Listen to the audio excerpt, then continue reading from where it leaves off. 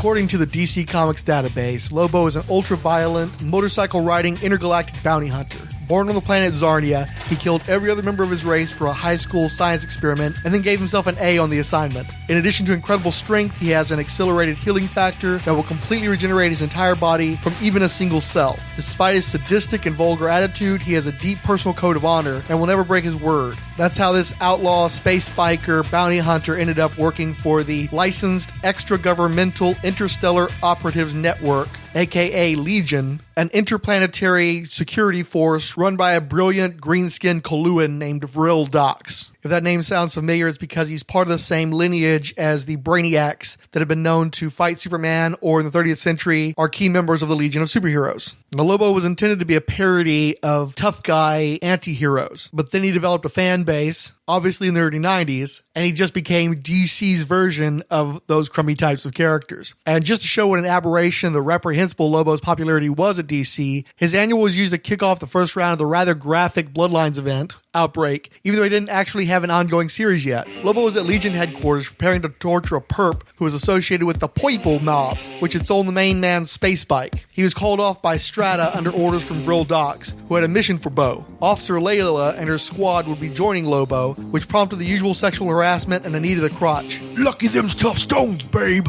Now, you know anything about the Bloodlines annuals, you know that each one was designed to debut a new hero or villain that was intended to go on to great fortune and fame, though of course most amounted to nothing, and Layla was one of the laziest of the lot. For starters, why is she called Layla? Because Eric Clapton's Unplugged album had come out the previous year, and his acoustic version of Layla became a big radio hit. Now, she looks like a punk rocker in tight-fitting biker gear with a 2-foot-tall mohawk that's purple. Why does she look like that? Because she was probably modeled after Taryn, the heroin-addicted dream warrior from A Nightmare on Elm Street Part 3 that had come out a few years earlier. Nobody was putting any more effort into this than they absolutely had to. So back to the story. Dox was eventually allowed to begin his debriefing. 12 hours ago, a space liner en route to Tau Ceti witnessed a most unusual event, a rift or rend in the fabric of space. Fortunately, the captain had the presence of mind to focus his external cameras. Dox showed footage of a rough-hewn brown mass exiting the rift. That's all they got before wide-band interference from the warp disrupted the electrical systems and they had to leave the area. Layla's team, including Lobo, would be sent to investigate. To encourage Bo, Dox mentioned that the Poiple gang had also been reported in the vicinity. Lobo wasn't inclined to follow anyone, but he'd sworn an oath to follow Dox's orders long ago. It's what sets me apart from the herd. Dox also felt this would be a trial by fire for Layla, who was proving herself as an exceptional candidate to join the core Legion team. Meanwhile, the Poiple gang, more accurately described as space pirates, were preparing to raid the mysterious vessel. The usual lack of hailing replies, warning it's made of unknown materials, etc. were applied beforehand. You've seen the Alien movies, you know what I'm talking about. As the Poiple gang struggled to burn their way into the curious vessel, Layla's ship approached the site. Lobo was anxious to wreak havoc, and Layla had no reservations about indulging him, seeing as the gang were wanted dead or alive. Be my guest. Just don't hit the alien ship. The main man fired the ship's lasers in an ongoing barrage. The Poiple gang's craft was damaged beyond repair. First mate Smee, a heavy-set bearded ginger, killed one of his own for a spacesuit. Meanwhile, Lobo made a point of avoiding Captain Poiple so he could be done personal-like. A few gang members made it into the ship, so Lobo decided to try to get frisky with Layla before the upcoming penetration and earned another slap in the face. Nobody rejects the main man twice, Iceberg. Get ready to rumble. Lobo was distracted by one of Layla's officers, giving her time to hypnotize Bo with a pendant she carried. You want to behave like a dog, Lobo? You'll be treated like a dog. Sit, boy. While still articulate, Lobo acted as a hunting hound for Layla as they tracked gang members in the alien craft. As expected, the walls were organic, conventional means of analysis ineffective, yada yada. Layla's primary officer was a dreadlocked black male named Zimbler, who took point with a second investigative squad as the group split up. The various intruders had awakened the native aliens within the vessel from a suspended animation, and they were hungry. The vessel also had its own automated defenses, which began killing Legion officers. Lobo had been struggling to overcome Layla's conditioning without success, so it was some relief to be let off his leash to sick the enemy. Laser weapons were completely ineffective against the automatons, who ripped officers limb from limb. Lobo applied the same brute force, ripping the head off a dome-headed bastard. Meanwhile, Smee was confronted by 3 of the Bloodlines aliens. One, the gluttonous Glanth, had assumed a human form, Smee's. The aliens were ravenous, and in the face of Smee's negotiation attempts, Angon declared, "This is of no concern to us. You must die. All must die." Smee's weapon was useless as Gonth resumed his alien normal form and drained the life out of the back of Smee's neck. Zimmler's team was lured into a trap by Glaunt's Smee form and devoured by more aliens. Praetor took Zimmler's life and then his form. The other aliens did the same with their officers, but all were disgusted to find these subjects' essence were bitterly repellent. Layla's team fought off the aliens, but were conned by Glaunt, who attacked from behind. Only Lobo's sense of smell offered any advance warning. Glaunt looked like a Smee, didn't smell like a Smee. Lobo took a nasty slice to the ribs. You pug ugly bastard! I'll learn you to go spilling the main man's blood! Layla wasn't fooled when Zimmler's team came calling, recognizing They're shapeshifters. Glaunt managed to take a drag off Lobo's neck, but found him Foul tasting. Layla jumped into the fray to rescue Bo, but proved a tastier dish for Slod. Lobo managed to separate the two with a grenade, but the rest of the team was now dead. Bo considered leaving the unconscious Layla behind for that Mud crap! but decided one save deserved another. While the Bloodlines aliens were highly resilient during this crossover, Lobo's grenade managed to kill Slod. Praetor noted, We are only 6 now. We can afford to lose no more, else our mission may be seriously imperiled. Angon continued. As it stands now, our shapeshifting will be extremely restricted. Glaunt concluded, No mercy. When we find him, kill him, but save the female.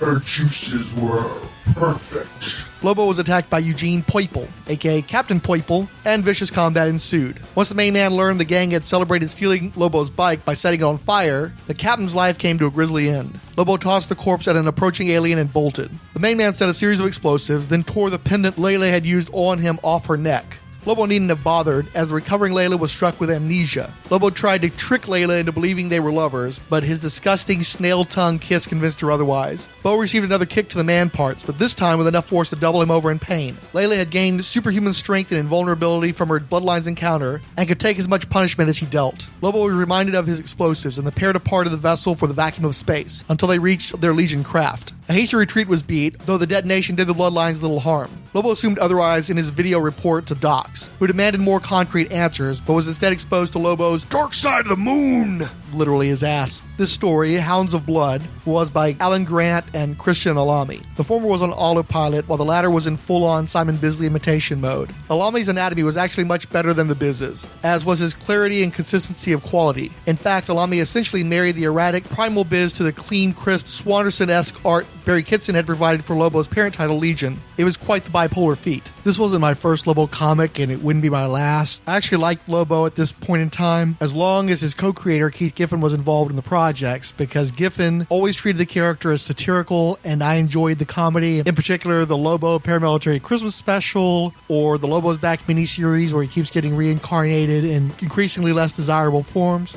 But as Lobo got more and more popular with people who didn't seem to get the joke, Giffen came to hate the character, and he wasn't alone. DC Editorial hated Lobo. They avoided giving him a series for many years. He kept spitting out miniseries, and they kept hoping he would die off. But the fact is, Lobo's appearances were helping to keep Legion as a team book going. Alan Grant was plugging him into the Demon series, which made that run the longest in that character's history. And so finally, in 1993, DC gave in, and Lobo got his own book, which ran for about 5 years. And again, Lobo is one of those characters, when I had my comic shops, there's always like one or two guys who would come in, and the only thing they wanted were Lobo comics. I personally hated the Lobo solo series. I wasn't a fan of Alan Grant's work in general, and I think that he actually had contempt for the material himself. I really got the sense that he was just grinding out crude, cruel stories for the audience that he determined was out there for them, and he didn't care. And certainly this particular entry would back that up. This is not a well-written book at all. It's extremely derivative. My feeling is that usually DC would do their bookends where they would start the annual theme event in one bookend and then end in the other. For some reason this year, and I believe only this year, they decided to launch the event in a specific character's annual and then do a 2-part wrap-up.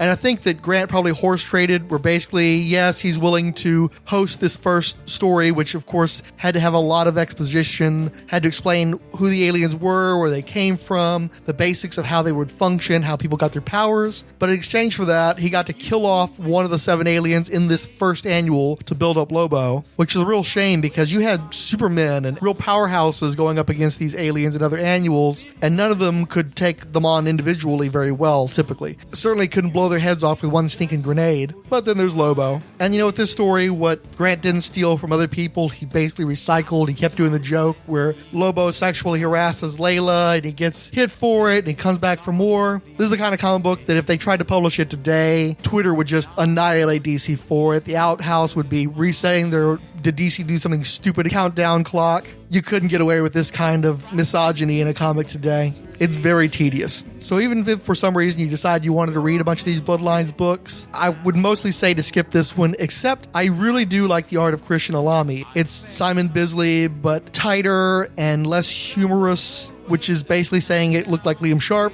But also there are some elements of Jamie Hewlett, David Roach, and Brian Boland in there. So it makes it look quite nice. Alamy also did a 2-part Joker story for Showcase that was great looking. But my understanding, he was a very slow artist, and he just couldn't do any kind of regular books. So he ended up switching disciplines to inking. And if the name sounds familiar, it's probably because he became the inker of choice for Doug Monkey. When Monkey leveled up from being a guy who worked with writers like John Arcudi and Joe Kelly to a guy who worked with names like Jeff Johns and Grant Morrison. As for Layla, she never amounted to much, which is illogical when you think about it, because the power she received gave her the ability to throw down with Lobo. Lobo could throw down with Superman. Therefore, Layla should be among the most powerful of the New Bloods characters, and would by extension probably make a big impact in DC continuity. Instead, she became a character that would just stand around and watch events happen. She was in the Lobo's Big Babe Spring Break special. She was in 2 random issues of his ongoing series, number 37 and 41. I've read none of those 3, so I can't speak to them.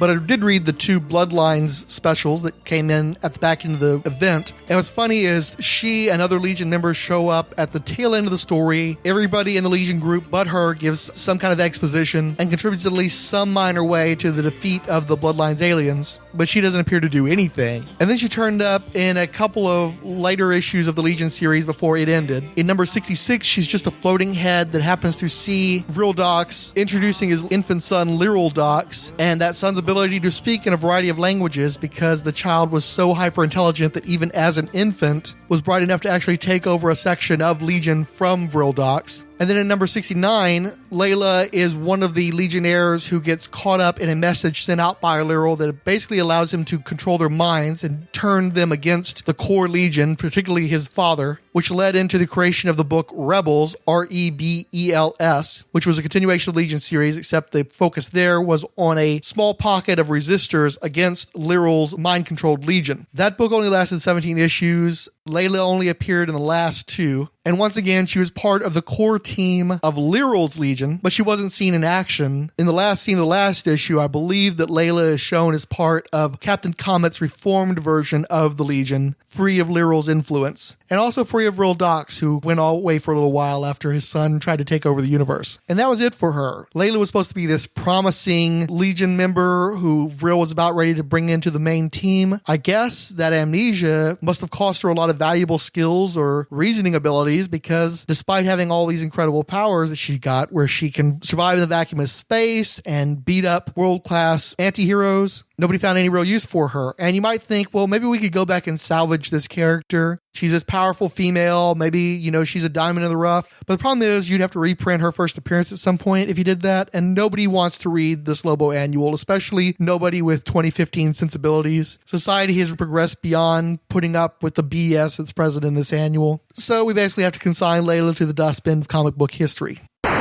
All right, we received social media love from Alan Middleton, Ange, Between the Pages, Brian Mulvey, Cash Flag, Coffee and Comics Blog, Comic Reflections, Darren and Ruth Sutherland, Ed Moore and Ed Moore Jr., Hicks, Joseph Crawford, Keith G. Baker, King Size Comics, Giant Size Fun Podcast, Mark Sweeney, Richard Field, Ryan Daly, Siskoid, Son of Cthulhu, Synod Alias Scarecrow, Trekker Talk, and Warlord Worlds. The Trekker Talk podcast said, "Something has happened to our friends," referring to Resurrections and Adam Warlock and Thanos podcast, I'm the Gun, Coffee and Comics Blog, Between the Pages, and the Relatively Geeky Podcast Network, which all took part in an April Fool's Bloodlines Best Event Ever podcast and blog crossover. Trekker Talk added, "Can I listen to one more without having my spinal fluid sucked out?" Kyle Benning of the King Size Comics, Giant Size Fun podcast wrote, "Love this episode. It pairs great with the Turok Dinosaur Hunter and Boom and Bust episodes from Professor Alan Middleton." Siskoid of the Lonely Hearts Romance Comics podcast and Oh Hot Or Not wrote, "Okay, is the April Fool's that no one actually cares about Bloodlines? Or is the massive massive digressions that somehow come together as a coherent piece, bravo. Or that it turns out to be about Marvel's new breed. I can't tell, but I had fun listening to it. Actually, I think the DC Bloodlines podcast's contribution to the April Fool's stunt was to 100% straight seriously reconsider the Bloodlines event in the midst of a bunch of other people mocking it. So it was an April Fool on the April Fools that were trying to fool you with best event ever. I think it's also worth mentioning that I had planned to do a April Fool's bit on the Idlehead of Diablo podcast, and I just ran out of time and energy, so...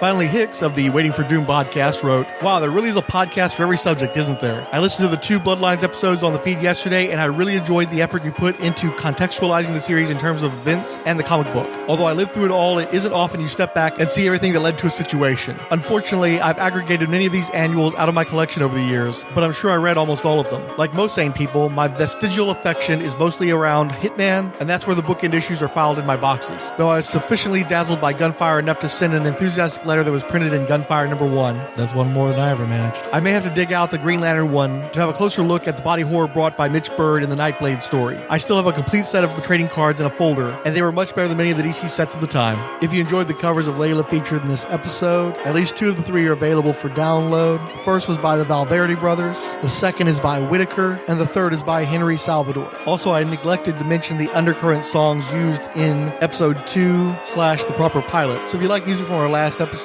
you should try to download songs like The Markets, Out of Limits, Nine Inch Nails, The Way Out Is Through, The Doors, Break On Through to the Other Side, Tiger Army's Grey Dawn Breaking, The Pixies' Break My Body, Lamb of God's Break You, Muse's Time Is Running Out, Fugazi's Break In and Break, Foo Fighters' Breakout, Sparta's Breaking the Broken, and Linkin Park's Breaking the Habit. We're clearly unafraid of being right dead directly on the nose around here with the musical choices. The preceding DC Comics related program is a non-profit fan production. Any copyrighted materials therein are believed covered under fair use, and no copyright infringement is intended. Please leave your comments on the DC Bloodlines blog, the Rolled Spine Podcast's WordPress page, via email at emailofdiabalu@yahoo.com, or you can tweet the host directly on the Twitters at Commander Blanks, spelled with an X. You can also talk to the whole Rolled Spine gang on the Twitters at Rolled Spine. We hope you enjoyed our little program, and remember, spill the blood!